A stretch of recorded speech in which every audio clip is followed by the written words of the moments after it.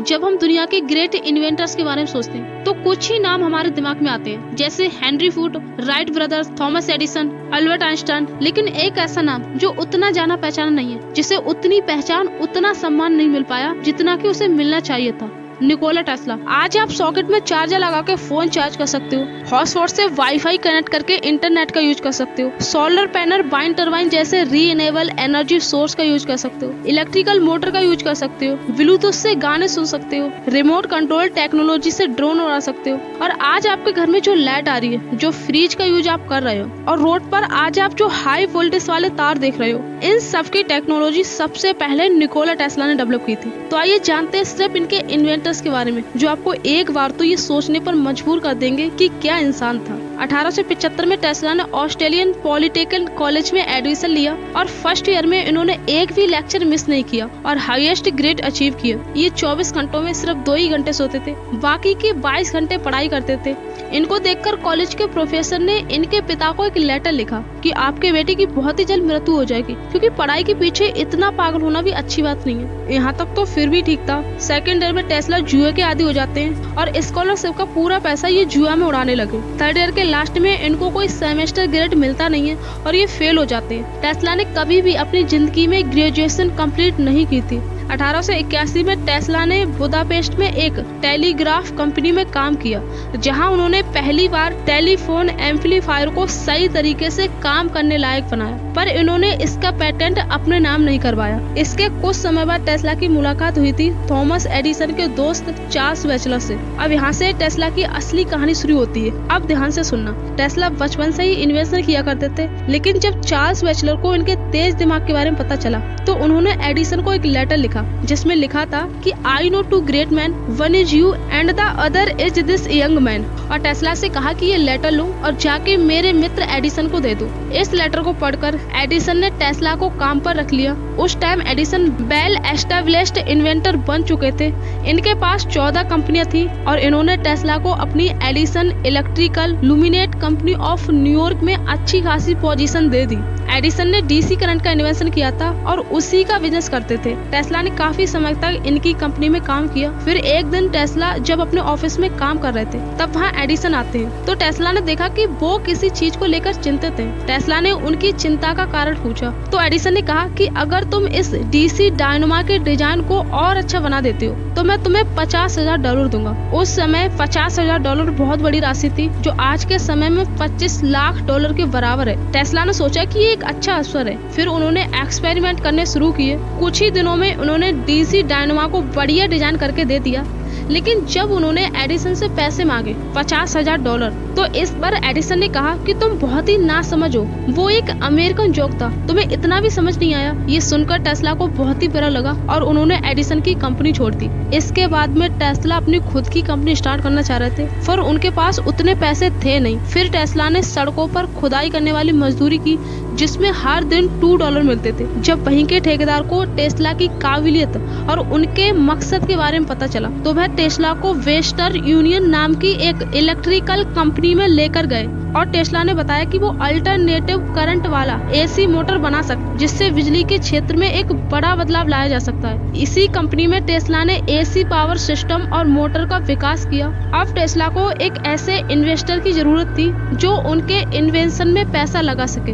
इस काम में टेस्ला की मदद की साइंटिस्ट जॉर्ज वेस्टिंगहाउस ने। जॉर्ज वेस्टिंगहाउस ने ट्रेन के ईयर बॉक्स की खोज की थी, जिसके चलते इनके पास काफी पैसा आ गया था। इन्होंने टेस्ला को काम पर रखकर एसी मोटर और ट्रांसफार्मर डिजाइन के लिए लाइसेंस और $60,000 इन कैश, एक लेबोरेटरी और अपनी कंपनी के कुछ स्टॉक दे दिए, प्लस रॉयल्टी भी ऑफर कर दी। जॉर्ज वेस्टिंगहाउस की company Westinghouse electric and manufacturing company में टेस्ला $22,000 मंथली सैलरी पर काम कर रहे थे। अब जॉर्ज और टेस्ला का एसी करंट का कॉन्सेप्ट बहुत अच्छा चल रहा था। तभी एडिसन को इसके बारे में पता चलता है और उन्होंने टेस्ला को गिराने के लिए अपना प्रोपोगंडा लॉन्च कर दिया। इन्होंने लोगों के सामने हाथी और कुत्ते जैसे जानवरों को एसी करंट देके मारना शुरू कर दिया। वह साबित करना चाहते थे कि एसी करंट डीसी करंट से बहुत ही ज्यादा डेंजरस है, इससे आपकी मौत हो सकती है। फिर 1890 में एक मर्डर के जुर्म में कैद विलियम केमलर नाम के एक व्यक्ति को इलेक्ट्रिकल चेयर पर बैठाकर,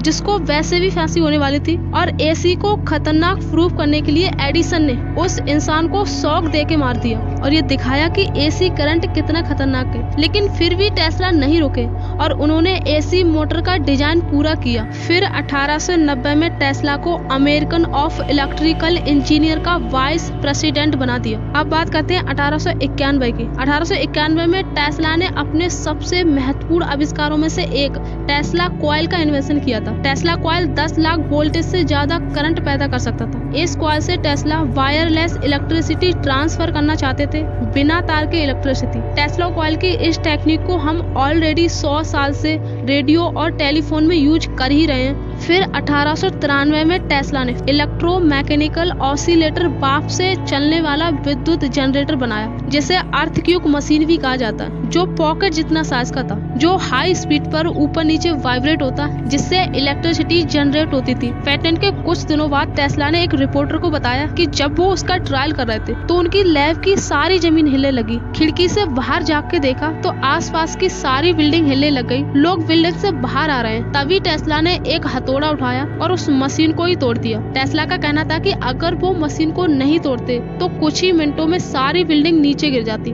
अब बात करते हैं थॉट कैमरा की। 1893 में टेस्ला ने इन्वेंशन के ढेर लगा लिए थे। तभी उन्होंने एक रिपोर्टर को बताया कि हम इंसान जो भी सोचते हैं उसकी एक फ्री इमेज हमारी रेटिना पर बन जाती है, और मेरे रिसर्च की थ्योरी ये कहती है कि इसको किसी इंस्ट्रूमेंट की मदद से कैप्चर किया जा सकता है, और अगर मैंने इसे सक्सेसफुली बना दिया तो हम इंसान अपने विचारों को स्क्रीन पर देख सकते हैं। टेस्ला के पास इसकी कंप्लीट थ्योरी बनी हुई थी, पर इनको सही टाइम पर इन्वेस्टमेंट नहीं मिल पाई, इसलिए ये रिसर्च भी इन्हीं के साथ खत्म हो गई। 1893 में शिकागो में टेस्ला एक बड़ी भीड़ के सामने अपने सारे इनोवेशन के ट्रायल दे रहे थे। उसी भीड़ में एक थे जेपी मॉर्गन। मॉर्गन को टेस्ला के सारे इन्वेंशन पसंद आ जाते हैं और वो उनको फंड देने को भी एग्री हो जाते हैं। फिर 1895 में मार्कोनी टेस्ला का आइडिया चुराकर रेडियो का इन्वेंशन कर लेते हैं, जिससे जेपी मॉर्गन ने टेस्ला को रेडियो के लिए जो फंड दिया था वो वापस ले लेते हैं, क्योंकि खोज तो किसी और ने कर ली। टेस्ला ने पहले ही रेडियो की खोज कर ली थी, लेकिन 1895 में उनके लैब में आग लग गई थी, जिसकी वजह से वह उसे पेटेंट नहीं करा पाए थे। टेस्ला की मौत के बाद रेडियो का पेटेंट मार्कोनी से हटाकर टेस्ला को दे दिया था। उस टाइम टेस्ला वर्डन क्लिफ टावर बनाने में लगे हुए थे,